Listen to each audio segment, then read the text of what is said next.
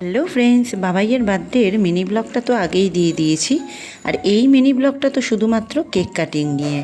বন্ধুদের আর ভাইকে পাশে রেখে কেকটা তো সুন্দরভাবে কেটে নিল বাবাই। ওরা তো কেক খাওয়ানোর আগে একে অপরের মুখে কেক মাখাতে খুব আনন্দ পাচ্ছিল। সবার আগে মা আশীর্বাদ করে কেক পায়েস বাবাইকে খাইয়ে দিল। তারপর এক এক করে ওর পাপা, আমি, বোন, সাহেব সবাই মিলে আশীর্বাদ করে কেক পায়েস খাওয়ালাম। আমরা সুষ্ঠুভাবে আশীর্বাদ করলেও একজন কিন্তু আছে যে কিন্তু কোনো কিছুই সুষ্ঠুভাবে করবে না।